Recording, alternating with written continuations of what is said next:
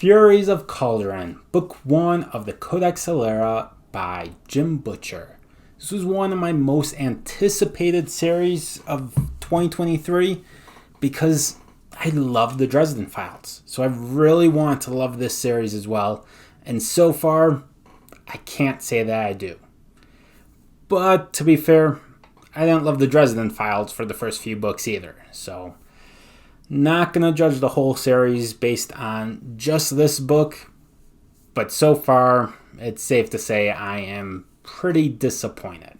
As many of you probably already know, if not all of you, supposedly this series came about someone betting Butcher or daring Butcher to write a book that combines Roman legionnaires with Pokemon.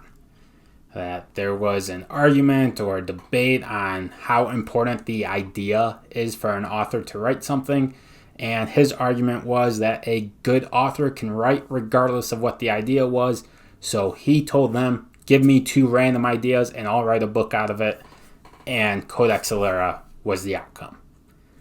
How much of that story is true, I have no idea, but that's what I've heard, and I'm assuming many others have heard that too. So with that build-up, I was assuming, incorrectly as it is, that everyone would be walking around with Pokemon-like creatures, that everyone would have an animal companion. And he did such a good job with animal companions in Dresden. Mouse is one of my favorite characters of all time. So if he writes a whole series where every character has a cool animal companion, I was all for that. Unfortunately, I don't think that's how it works. And that's part of my problem with this book. I don't know how the Furies, which are supposed to be the Pokemon part of this equation, work. I don't know, can people see them? How do you get one? How do you catch one? I just don't understand how they work. They provide elemental magic to whoever they're bonded with, but I don't know if they're actually a physical being, because at sometimes it seems like no one can see them. At other times it seems like yes, they do have physical mass and take up room and people can run into them. But I'm just not sure. It's not clear to me. And then one of the main characters, Tavi, a big part of his storyline is he's the only one his age that doesn't have a Fury. And it's not really explained how someone gets a Fury. Is this something he can control, or does it mean that none of the Furies think he's worthy?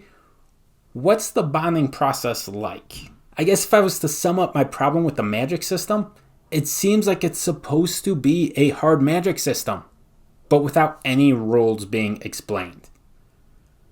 So it's a hard magic system that has rules, you just have no idea what they are.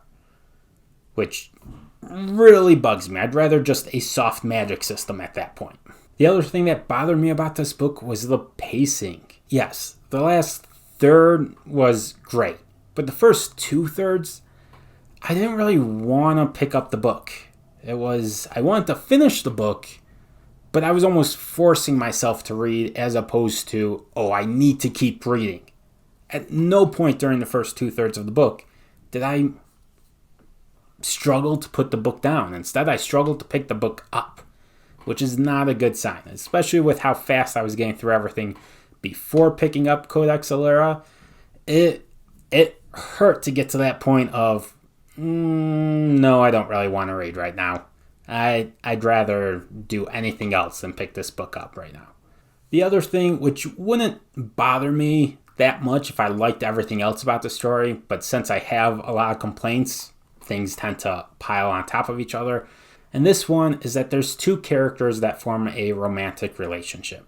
And it felt extremely forced to me. It didn't feel part of either of their characters individually, and there wasn't much screen time or chemistry building time before things just start to happen. None of it felt right. It completely felt like it was serving the plot and not serving the characters. Not to touch on some of the things I did like, it does have a strong ending. That once I did get to that ending, then I was at the point of, I don't want to put this book down. I want to finish it. And I'm fairly excited for book 2. So it did something right with the ending, but overall, not great. I also like what he did with what feels like the Chosen One character. That he doesn't have anything really special about him. He doesn't have this well of power inside of him that he's just waiting for a wise one to come to his little town and say, hey, you're going to save the world and let me teach you how. Right now, he can't get any Furies. Again, unexplained why he can't get any Furies, but he's basically a crippled in their society because of that. I also like what he did with the antagonists. There's one antagonist that is one of the most hateful characters I have ever seen. It's like reading a Robin Hobb character, how much I hate who this person is. And he's not even the main antagonist. The main antagonist is a very complex individual and very well developed. He's one of those antagonists that truly thinks they're doing the right thing. He was a good guy for most of his life, serving the leader of the land. I can't remember what his title is. I think it might be First Lord.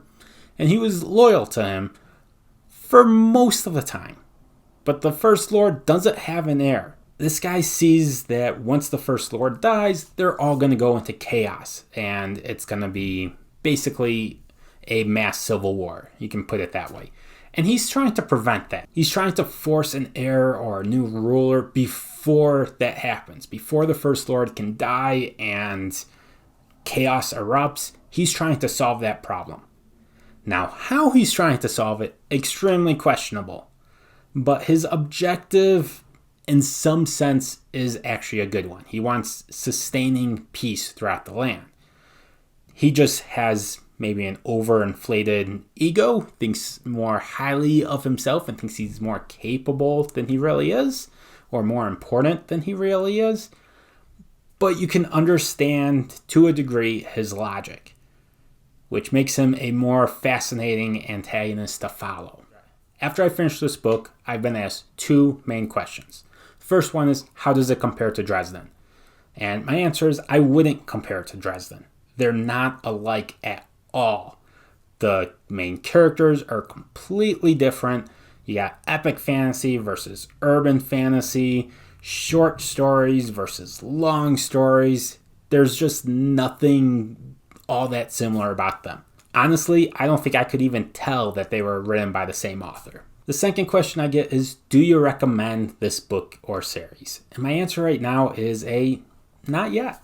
If this was a standalone, my answer would be no. But it's not a standalone. This is the first book in a series, and Butcher has proven that his writing can get better as a series goes on. So I want to give him a chance. Plus, the first book ended really well, leading to the second book. So there's definitely more potential in this series. It just wasn't reached with the first book. Now, I generally don't like the, wait until book number X and then it will get good. But in this case, it wasn't that the first book was bad. It was just average. And I don't typically recommend average standalones because there are plenty of really great books out there. An average first book of a series, it's disappointing, but I'll still recommend it if the rest of the series is outstanding.